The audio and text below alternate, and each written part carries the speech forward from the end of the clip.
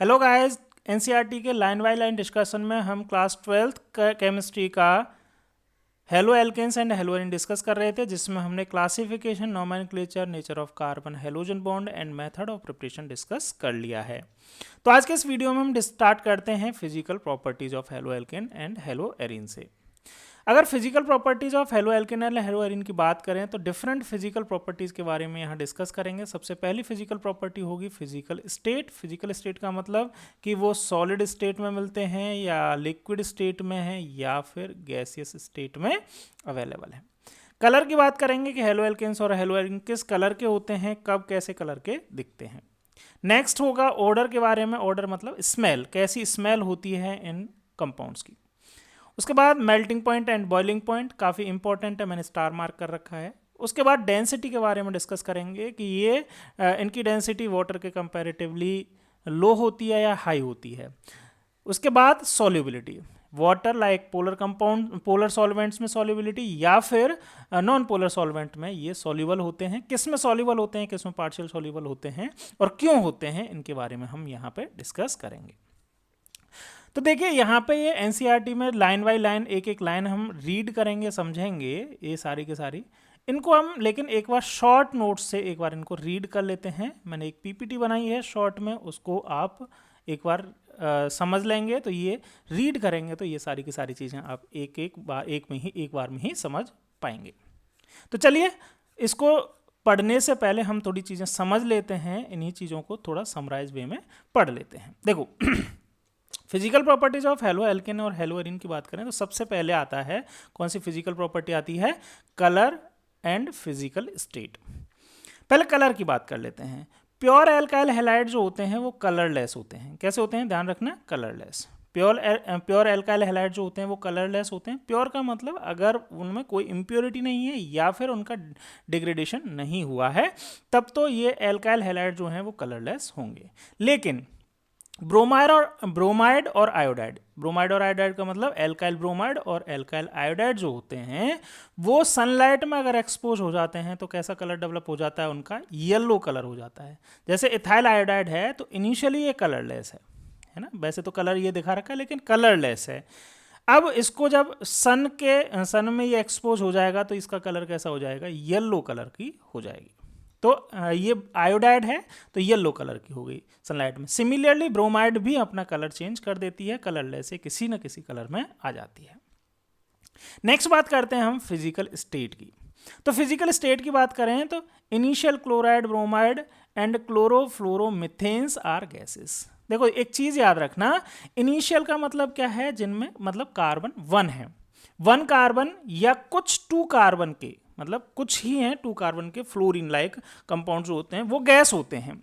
लेकिन 2 कार्बन से के बाद आगे वाले कार्बन के जो होते हैं वो मेंबर्स, हायर मेंबर्स या हायर होमोलॉग्स जो होते हैं वो लिक्विड होंगे, और कुछ लिक्विड होंगे और उसके ज़्यादा आगे जैसे नंबर ऑफ कार्बन इंक्रीज होते जाएंगे तो सॉलिड स्टेट में आ जाते हैं। तो कहने का मतलब फिजिकल स्टेट की बात करें तो गैस, लिक्विड और सॉलिड तीनों ही स्टेट में मिलते हैं। गैस जो होते हैं वो जिनका मॉलिक्यूलर मास कम होता है, जिनमें कार्बन कम होते हैं, मतलब एक या जनरली एक ही 2 कार्बन का फ्लोराइड जो होते हैं वो गैसेस स्टेट में मिलते हैं। उसके अलावा कार्बन का जैसे जैसे नंबर बढ़ता है तो लिक्विड स्टेट, और ज़्यादा नंबर बढ़ता है तो सॉलिड स्टेट में ये एल्काइल हैलाइड मिलते हैं। क्लियर है। नेक्स्ट फिजिकल प्रॉपर्टी की बात करते हैं बॉइलिंग पॉइंट की। तो बॉइलिंग पॉइंट की अगर बात करें तो boiling point of chloride, bromide and iodide are considerably higher than those of hydrocarbon of comparable molecular mass. देखो यहाँ पे एक चीज ध्यान रखना, बॉइलिंग पॉइंट जो होता है वो मॉलिक्यूलर मास के डायरेक्टली प्रोपोर्शनल होता है। अगर हाइड्रोकार्बन में देखें, कार्बन और हाइड्रोजन हैं और हाइड्रोकार्बन से क्या बन रहा है, हमारे एल्काइल हैलाइड बन रहे हैं, मतलब एक हाइड्रोजन रिप्लेस किससे हो रहा है, हैलाइड से। और मिनिमम एटॉमिक मास का हैलाइड फ्लोरीन है, उसका भी एटॉमिक मास 9 है, तो हाइड्रोजन से रिप्लेस होगा तो उसका भी मास एल्काइल हैलाइड का करेस्पॉन्डिंग मास इंक्रीज होगा। तो कहने का मतलब क्या है कि जो मॉलिक्यूलर मास जो है वो किसका ज़्यादा है, एल्काइल हैलाइड का। किससे, हाइड्रोकार्बन से।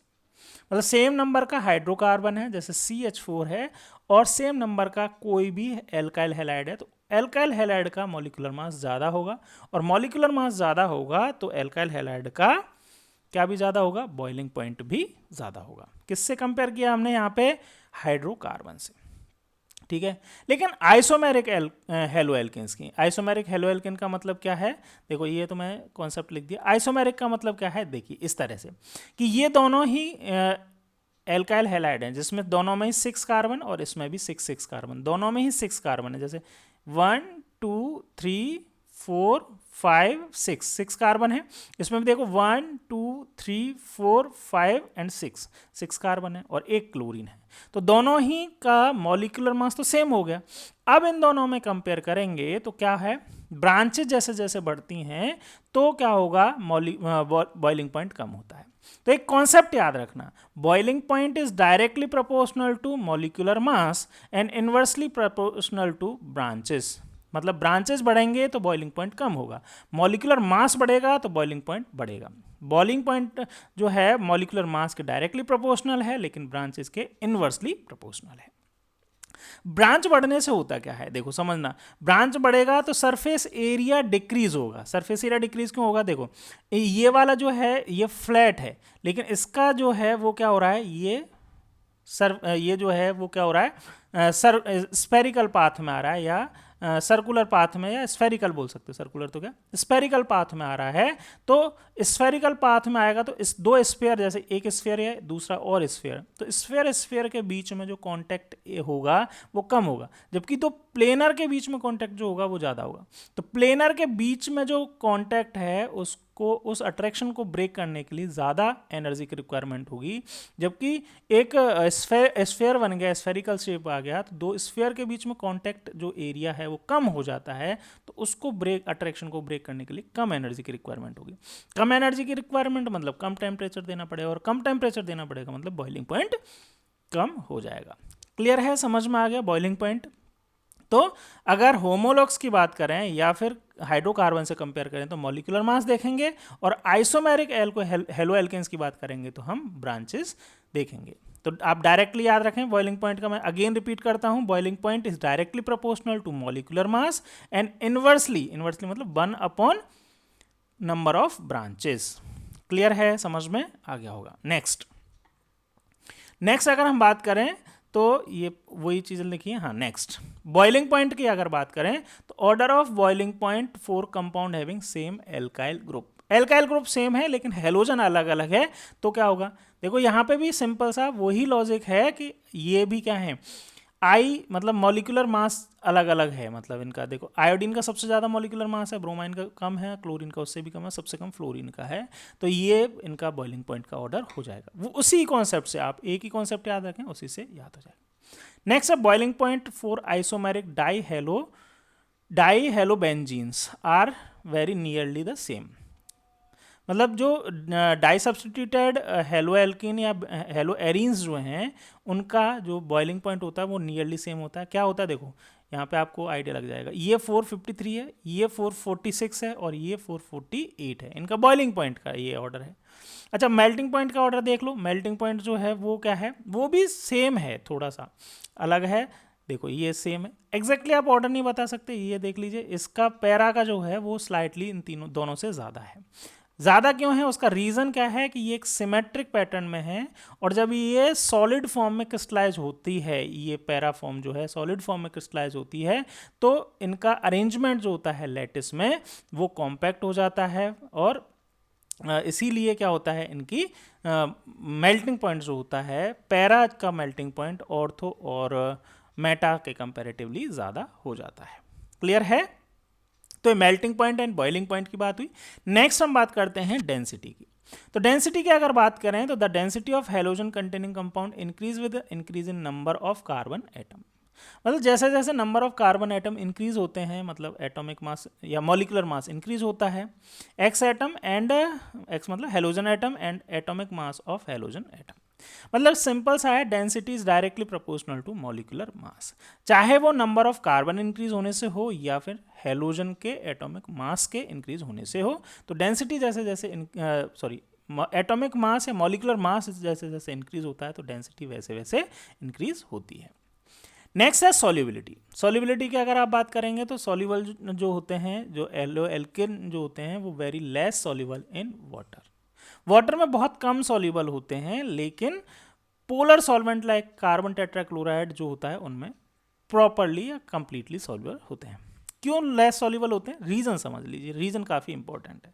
देखिए एल्काइल हैलाइड की अगर बात करें तो कार्बन हैलोजन के बीच में जो बॉन्ड होता है वो पोलर बॉन्ड होता है, और इनके ऊपर पार्शियल नेगेटिव हैलोजन के ऊपर, पार्शियल पॉजिटिव इस कार्बन के ऊपर आ जाता है।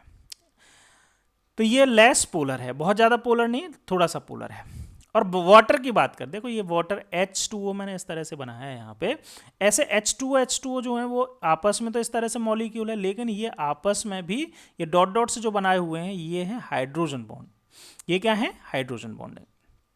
अब हाइड्रोजन बॉन्ड जो है वो ब्रेक होके और इनके बीच में ये वाला जो बॉन्ड बने, मतलब इस एल्काइल हैलाइड और वाटर मॉलिक्यूल के बीच में जो बॉन्ड बनेगा वो अगर स्ट्रॉन्ग है तो सॉल्युबल हो जाएगा।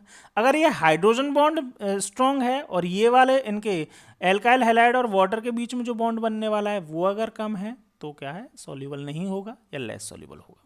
तो देखो यहाँ पे क्या होता है, hydration energy of Rx is less than the bond dissociation energy of hydrogen bond in H2O। कहने का मतलब क्या है, इसका मतलब समझिए, यहाँ पे बॉन्ड को ब्रेक करने के लिए जो एनर्जी चाहिए उसको बोला है delta bond H hydrogen bonding. मतलब इसको हाइड्रोजन बॉन्ड को ब्रेक करने के लिए जो एनर्जी चाहिए उसको ये बोला है, ठीक है। अच्छा यहाँ पे डेल्टा हाइड्रेशन मतलब इसमें मतलब वाटर और इस एल्काइल हैलाइड के बीच में जो बॉन्ड फॉर्म होगा उससे निकलने वाली जो एनर्जी होगी उसको बोला है delta hydration, delta H hydration, ठीक है। तो अगर इसकी वैल्यू जो है, अगर ये बॉन्ड डिसोसिएशन हाइड्रोजन के लिए जो ब्रेक होने के लिए जो एनर्जी है वो कम होती और इनके बीच में ज़्यादा होती तो सॉल्युबल हो जाता, लेकिन अपोजिट है, इनके बीच में वाटर और एल्काइल हैलाइड के बीच में बॉन्ड बनने से जो एनर्जी रिलीज हो रही है वो कम है, जबकि इसको ब्रेक करने के लिए ज़्यादा एनर्जी की रिक्वायरमेंट है। इसीलिए वाटर जो होता है वो किसमें, एल्काइल हैलाइड जो होते हैं वाटर में कम सॉल्युबल होते हैं, लेस सॉल्युबल होते हैं। लेकिन क्योंकि ये इनका नेचर जो होता है वो ऑर्गेनिक नेचर है, ठीक है, तो ऑर्गेनिक कंपाउंड जो होते हैं वो नॉन पोलर सॉल्वेंट में सॉल्युबल होते हैं।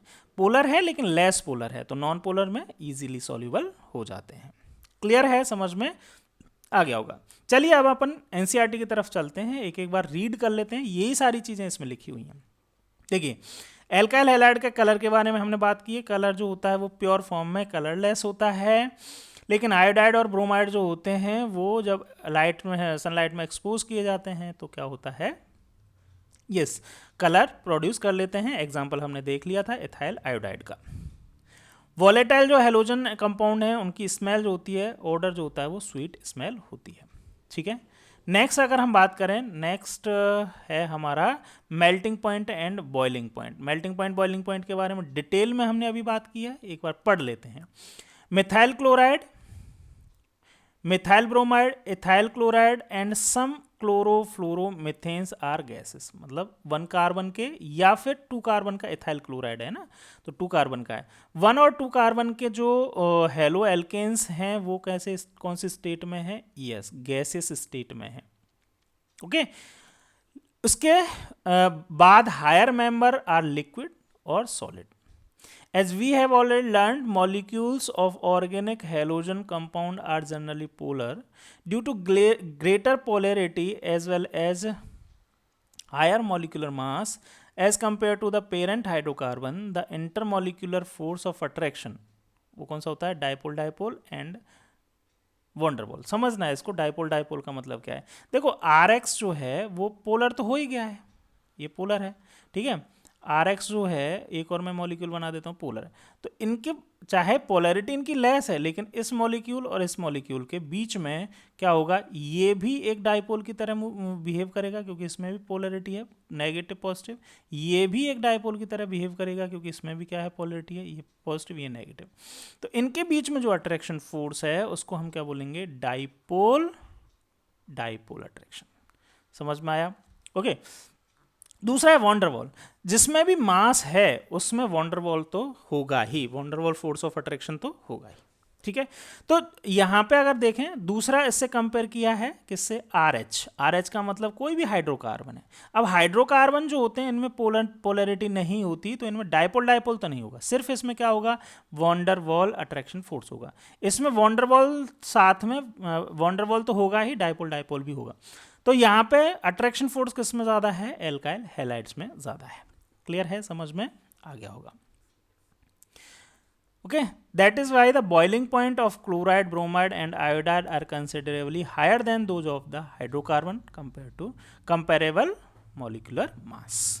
मतलब सेम अगर बात करते हैं कि एल्काइल हैलाइड और हाइड्रोकार्बन, तो किसका बॉइलिंग पॉइंट ज़्यादा होगा, ऑब्वियसली एल्काइल हैलाइड्स का ज़्यादा होगा। रीज़न हमें पता चल गया कि एल्काइल हैलाइड में दो तरह के अट्रैक्शन फोर्स हैं, dipole dipole plus van der Waals, जबकि हाइड्रोकार्बन में सिर्फ van der Waals attraction force है।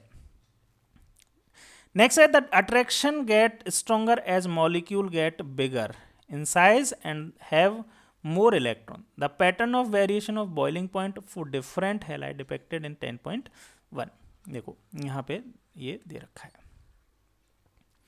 For the same alkyl group, the boiling point of alkyl halide decrease in order। देखो यहाँ पे एक चीज़ है कि ये सेम टाइप के हैं, मतलब यहाँ पे CH3X है ना, मतलब X का वेरिएशन अगर हम देख रहे हैं तो सबसे ज़्यादा किसका होगा, आयोडाइड का होगा। देख रहे हैं यहाँ पे आयोडाइड का क्यों होगा, मैंने आपको ये वाला थंब रूल बताया, ये याद रखना। Boiling point is directly proportional to molecular weight and inversely proportional to branches. पहला वाला कब होगा, जब नंबर ऑफ कार्बन इंक्रीज हो रहे हैं, होमोलॉग्स है ना। और दूसरा वाला कब अप्लाई होगा, दूसरा वाला अप्लाई होगा जब आइसोमेरिक होगा। ठीक है, तो यहाँ पे देख लीजिए इन सभी में, तीनों में, यहाँ पे हेलोजन हो रहा है तो मॉलिक्यूलर मास वाला कॉन्सेप्ट आप लगा सकते हैं। इनमें भी कंटिन्यू इंक्रीज होते जा रहे हैं, क्यों, क्योंकि इसमें नंबर ऑफ कार्बन भी इंक्रीज होते जा रहे हैं। क्लियर है, चलिए आगे बात करते हैं। For some same alkyl halide boiling point of alkyl halide decrease in the order of this, RI का सबसे ज़्यादा, फिर RBr, फिर RCl, फिर RF का। This is because with the increase in size and mass of halogen atom, the magnitude of van der Waals force increases। मतलब molecular mass जैसे जैसे increase होगा तो van der Waals force of attraction increase होगा और melting point and boiling point भी increase होंगे। सारे के सारे वही चीज़ें हम एक बार रीड कर रहे हैं। अगर आपको ऐसा रीडिंग में थोड़ा सा टाइम लग रहा है तो आप वीडियो को थोड़ा सा फास्ट करके भी देख सकते हैं। जो चीज़ें मैंने आपको पहले समराइज फॉर्म में बता दी हैं वहाँ से आप नोट्स बना सकते हैं अगर चाहें तो। ये ही चीज़ें हम यहाँ पे पूरा एक एक लाइन पढ़ने वाले हैं और वही चीज़ें आने वाली हैं अगेन भी। तो आप वीडियो को थोड़ा सा 1.25 या 1.5 पे जाके देख सकते हैं। ठीक है, चलिए आगे।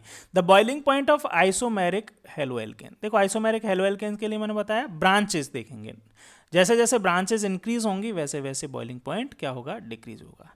विद इंक्रीज इन ब्रांचिंग, ठीक है, ये दो एग्जांपल दिया। For example this boiling point of isomeric decrease with increase in branching. The boiling point of isomeric haloalkane decreases with the increase in branching. Branching जैसे जैसे इंक्रीज होगा तो boiling point जो है वो क्या होगा, डिक्रीज होगा ना, इन्वर्सली प्रोपोर्शनल है। ब्रांच जैसे जैसे इसमें कोई ब्रांच नहीं है, इसमें एक ब्रांच यहाँ पे आई है और इसमें एक और ब्रांच बन गई है। ठीक है, तो यहाँ पे अगर इसका शेप देखेंगे तो इसका शेप कंपैरेटिवली ज़्यादा स्फेरिकल है, इसका सेमी स्फीयर टाइप है और इसका एकदम प्लेनर है। तो सबसे ज़्यादा बॉइलिंग पॉइंट किसका होगा, जो प्लेनर है। सबसे कम किसका होगा, जो स्फेरिकल सबसे ज़्यादा है। तो सबसे ज़्यादा स्फेरिकल ये है तो इसका बॉइलिंग पॉइंट सबसे कम होगा जो कि है 346। फिर ज़्यादा इसका होगा और सबसे ज़्यादा है 375 क्योंकि ये प्लेनर है। Boiling point of isomeric dihalobenzene are very nearly the same, however para isomer are high melting point. Para isomer का हाई मेल्टिंग पॉइंट क्यों होता है, मैंने बताया था, as compare to ortho and meta isomer.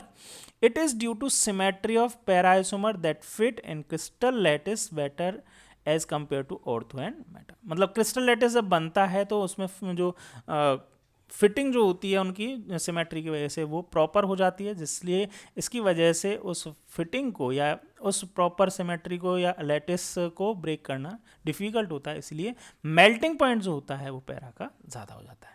नीचे आपको यही एग्जाम्पल दे रखे हैं, वो मैंने आपको पहले भी लिए थे। बॉइलिंग पॉइंट की बात करें तो बॉइलिंग पॉइंट इस तरह से है। मेल्टिंग पॉइंट जो होता है वो पैरा का ज़्यादा होता है, रीज़न आपको पता हो गया। नेक्स्ट है density. Bromo, iodo and polychloro derivative of hydrocarbon are heavier than the water. देखो वाटर के कंपेयर में ये हैवी हैं, तो पहली बात इनकी डेंसिटी जो होती है वो वाटर से ज़्यादा होती है। First thing, the density increases with increase in number of carbon atom, halogen atoms and atomic mass of the halogen atom. ठीक है, तीन चीज़ों से इंक्रीज होगी। सबसे पहला क्या बताया, नंबर ऑफ कार्बन एटम। जैसे फॉर एग्जांपल CH3X है, दूसरा है CH3CH2X, कार्बन इंक्रीज हुआ है तो डेंसिटी इंक्रीज होगी।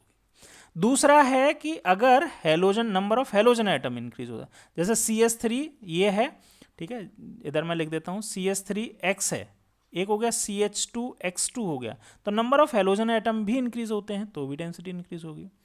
और थर्ड है कि यहाँ पे इधर ही लिख देता हूँ, थर्ड क्या है कि जैसे CH3F है, CH3Cl है और CH3Br है और CH3I है, तो नंबर ऑफ कार्बन सेम है लेकिन हेलोजन चेंज हुआ है, तो हेलोजन का एटॉमिक मास जैसे जैसे इंक्रीज होगा तो डेंसिटी वैसे वैसे इंक्रीज होगी। ठीक है, 3 पॉइंट यहाँ पे समझ में आ गया। Density increase with increase in number of carbon atom, number of carbon atom, halogen atom, halogen atom increase होंगे तो भी डेंसिटी इंक्रीज होगी, and atomic mass of halogen atom, halogen atom का एटॉमिक मास इंक्रीज होगा तो भी density increase होगी। कुछ डेटा हैं, याद रखने की कोई ज़रूरत नहीं है, सिर्फ बताया गया है। जैसे NC3H7Cl, इसकी डेंसिटी 0.89 है। ब्रोमाइन, क्लोरीन की जगह ब्रोमाइन लग गया तो इंक्रीज हो गई, और उसकी जगह आयोडीन लग गया तो भी इंक्रीज हो गई, मतलब हेलोजन एटॉमिक मास का ज़्यादा एटॉमिक मास का आता गया, डेंसिटी इंक्रीज होती चली गई। या CH2Cl2 है, CHCl3 हो गया, मतलब यहाँ पे 2 क्लोरीन है, यहाँ पे 3 क्लोरीन है और यहाँ पे 4 क्लोरीन है, तो जैसे जैसे नंबर ऑफ हाइड्रोजन क्लोरीन से क्या हो रहे हैं, रिप्लेस हो रहे हैं, वैसे वैसे डेंसिटी इंक्रीज हो रही है। क्लियर है, वही चीज़ें ना, तो आपको डेटा नहीं याद रखने, इस लाइन का मतलब याद रखना है, तीनों चीज़ें आपको क्लियर हो गई होंगी। आगे बात करते हैं सॉल्युबिलिटी की। सॉल्युबिलिटी काफ़ी अच्छा पॉइंट है, इसके बारे में हमने डिस्कस भी कर लिया था कि जो हेलो एल्केन्स होते हैं वो वाटर में स्लाइटली सॉल्युबल होते हैं। The haloalkanes are very slightly soluble in water. In order for a haloalkane to dissolve in water, energy is required to overcome the attraction between haloalkane molecules and break the hydrogen bond between water molecules. Less energy is released when new attraction are set up between the haloalkanes and water molecules, as these are not as strong as the original hydrogen bond in water. कहने का मतलब जो मैंने आपको पहले बताया था, दोबारा एक बार समझ लो, क्या है कि H2O मॉलिक्यूल, ये एक H2O मॉलिक्यूल और ये भी एक H2O मॉल, इनके बीच में हाइड्रोजन बॉन्ड है। इनके बीच में कौन सा बॉन्ड है, हाइड्रोजन बॉन्ड। दूसरा एक RX है, और मतलब RX मतलब हेलो एल्केन है ना, और दूसरा भी RX है। इनके बीच में भी जो बॉन्ड है वो van der Waals force of attraction है। अब ये सॉल्युबल कब होंगे, जब ये वाला बॉन्ड ब्रेक हो और ये वाला बॉन्ड ब्रेक हो, दोनों ही ब्रेक हो, और किसके बीच में नया बॉन्ड फॉर्म हो जाए, नया बॉन्ड इसके बीच में फॉर्म हो जाए, इन दोनों के वाटर और एल्काइल, तो ये सॉल्युबल हो जाएंगे। तो कहने का मतलब इनको ब्रेक करने के लिए, मतलब हाइड्रोजन बॉन्ड को ब्रेक करने के लिए और इसके वॉन डेर वाल्स फोर्स को ब्रेक करने के लिए जो एनर्जी चाहिए वो कम होनी चाहिए, और इनके वाटर और एल्काइल हैलाइड के बीच में बॉन्ड बनने से जो एनर्जी लिबरेट होनी होगी वो ज़्यादा होनी चाहिए। तो ये ज़्यादा स्ट्रॉन्ग बॉन्ड होना चाहिए, ये वीक होना चाहिए, जबकि होता उल्टा है। होता क्या है कि हाइड्रोजन बॉन्ड जो होता है वो स्ट्रॉन्ग बॉन्ड है कंपैरेटिवली वाटर और एल्काइल ग्रुप के बीच में जो बॉन्ड बनता है उससे, तो ये हाइड्रोजन बॉन्ड ब्रेक ही नहीं होता, ब्रेक नहीं होता तो ये सॉल्युबल भी नहीं हो पाते। क्लियर है? As a result the solubility of haloalkane water is low, however haloalkane tends to dissolve in organic solvent because the new intermolecular attraction between the haloalkane and solvent molecule have much same strength as one being broken in the separate haloalkane in the solvent molecule. अच्छा, ये जो है वो उसमें क्यों dissolve हो जाता है? अगर मैं बात करूँ कोई पोलर मॉलिक्यूल या ऑर्गेनिक सॉल्वेंट। जैसे CCl4 की बात करूँ तो CCl4 में ये क्या होता है, डिजोल्व हो जाता है। रीज़न क्या है कि CCl4 में डिजोल्व करने के लिए CCl4 के बीच में जो अट्रैक्शन फोर्स है उसको ब्रेक करना है और यहाँ पे इसको ब्रेक करना है, और नया बॉन्ड जो फॉर्म होना है वो ये होना है। तो इसको ब्रेक करने के लिए जितनी एनर्जी चाहिए और इसके फॉर्म होने से जितनी एनर्जी बनती है वो अप्रॉक्सीमेटली सेम होती है, या थोड़ी सी ज़्यादा ही होती है। इसको मतलब फॉर्म होने से ज़्यादा ही एनर्जी रिलीज होती है, तो ये इजीली सॉल्यूबल हो जाता है। ठीक है, यही बात इसमें बताई गई। कहने का मतलब आप समझ गए, ये सारा का सारा अगर बॉन्ड और एनर्जी के फॉर्मेट में आपको समझना है तो ये समझ लीजिए। दूसरा एक सॉल्युबिलिटी रूल भी है, उसको याद रखें, वो काम आएगा बार बार। Same dissolve same, same dissolves same, मतलब पोलर जो होते हैं वो पोलर में डिजॉल्व हो जाते हैं, नॉन पोलर में डिजॉल्व होते हैं। अब RX के साथ क्या है कि RX मतलब एल्काइल हैलाइड जो हैं वो लेस पोलर हैं, वाटर जो होता है वो ज़्यादा पोलर है, मोर पोलर है। तो अगर ये जो है वो है तो पोलर लेकिन स्लाइटली पोलर है, स्लाइटली पोलर हैं तो स्लाइटली सॉल्युबल भी हैं। ठीक है, ओके। और अगर ये हाईली पोलर जो हो जाता है वो हाईली डिजॉल्व भी या सॉल्युबल भी हो जाता है। क्लियर? तो पोलर जो सॉल्वेंट होते हैं वो पोलर सब्सटेंस को डिजॉल्व कर लेते हैं, नॉन पोलर सॉल्वेंट जो होते हैं वो नॉन पोलर सब्सटेंसेस को डिजॉल्व कर लेते हैं। तो ये हमारी हुई physical properties of haloalkanes and haloarenes. तो कुछ कुछ फिजिकल प्रॉपर्टीज आपने पढ़ी हैं, कुछ इसमें इंपॉर्टेंट है, इनको आप एक बार रीड करें अच्छे से। अगर कोई दिक्कत आती है तो आप पूछ सकते हैं कमेंट बॉक्स में जाके। और नेक्स्ट लेक्चर में हम स्टार्ट करेंगे काफ़ी इंपॉर्टेंट पार्ट इस चैप्टर का, वो है केमिकल रिएक्शंस या chemical properties of haloalkanes पढ़ेंगे, उसके बाद हेलो एरीन्स की पढ़ेंगे। चलिए फिर मिलते हैं हम नेक्स्ट लेक्चर में। Thank you.